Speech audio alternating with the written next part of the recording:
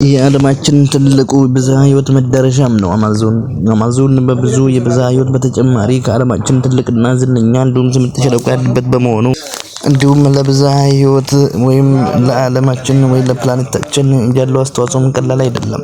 ከዚህ ከታላቅና ከግዙፉ የአማዞን ወንዝ ስጦታዎች ከሆኑት የብዝሃ ህይወት መካከል ውስጥ ትንሾቹን ቀንጨብ አድርገን እናያለን። Shrouded in a blanket of clouds, they awaken.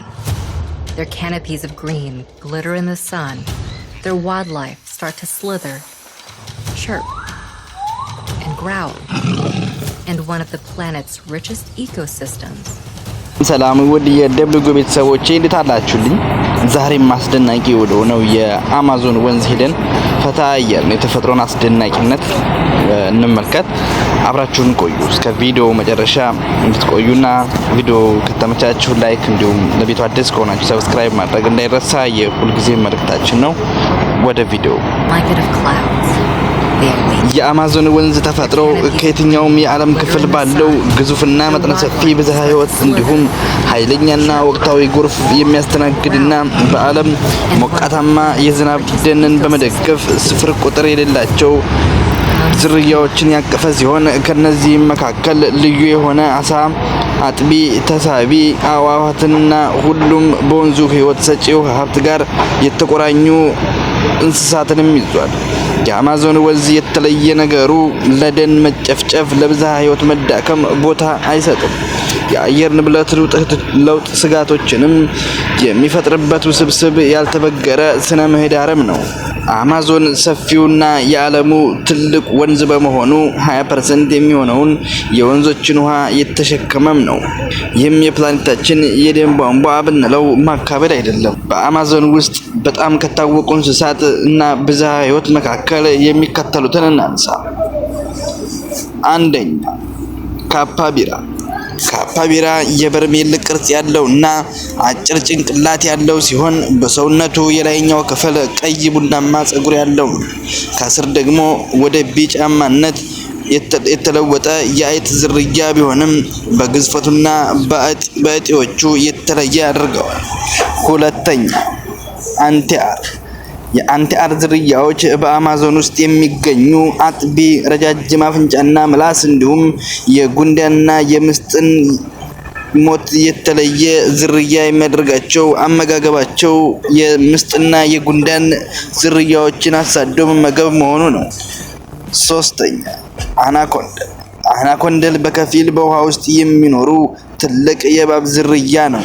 ይህም እስከ 6.32 ሜትር ወይም ደግሞ 20 ጫማ ድረስ ከፍታ ርዝመትም አለው። የኤሌክትሪክ ኤል ስያሜውን ያገኘው ልዩ የአካል ክፍሎቹን በመጠቀም አዳኞቹን ወይም ደግሞ እሱን ለመብላት ወይም እሱ ለመመገብ ሲፈልግ ለማደንዘዝ እና ለመከላከል እስከ 860 ቮልት የኤሌክትሪክ ንዝረት በማመንጨት በሰውነታቸው ውስጥ በማስገባት የሚታወቅ ንጹህ የውሃ አሳ በመሆኑ ነው። ደካማ የማየት ችሎታም አለው። ሃርፒነሰር የወፍ ዝርያ ስትሆን በአማዞን ብቻ የሚገኝ በዓለም ካሉ ኃይለኛ አዳኞችም ቁጥር 1 ነው። ስጋ ተመጋቢ እንዲሁም ጥቁርና ነጭ ፀጉርም አለው።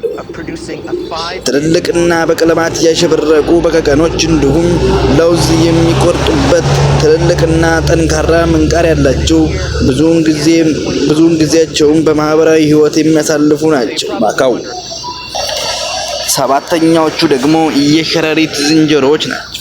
የሸረሪት ዝንጀሮዎች ያልተመጣጠነ ረጅም እጅና እግር እንዲሁም ረጃጅም ጅራት በመኖሩ ስያሜያቸውን የሸረሪት ዝንጀሮዎች የሚል ስያሜን አግኝተዋል። እነዚህ የዝንጀሮ ዝርያዎች ከ25 እስከ 30 ሜትር ከፍታ ባለው የዝናብ ደን ውስጥም ይኖራሉ። ሌሎቹና አስደናቂዎቹ ደግሞ ሮዝ ዶልፊን ናቸው። ሮዝ ዶልፊን በቶ የሚል ስያሜም ያላቸው ፈዛዛ ቀለም ያላቸው ዶልፊኖች ከጥቂት የንጹህ ውሃ ዶልፊን ውሃ ዝርያዎችም አንዳንዶቹ ናቸው።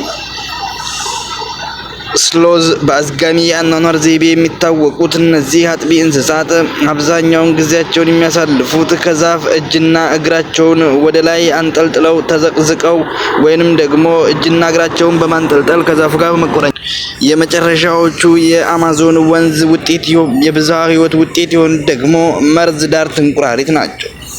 በቆዳቸው ውስጥ እንደ መከላከያ ዘዴ ውስጡን በኃይለኛ መርዞችም የሚያመነጩ ትናንሽ ደማቅ ቀለም ያላቸው ናቸው። ስለ አማዞን ወንዝ ይናልናችሁ እንጂ በአማዞን ውስጥ በጣም ብዙ በብዝሃ ሕይወት የደንና የእንስሳት ስብጥር እንዲሁም የአጥቢ እንስሳት የሁሉም እንስሳት የተሳቢ ሁሉም ዝርያዎች ያለበት በመሆኑ አማዞንን ልዩ ያደርገዋል።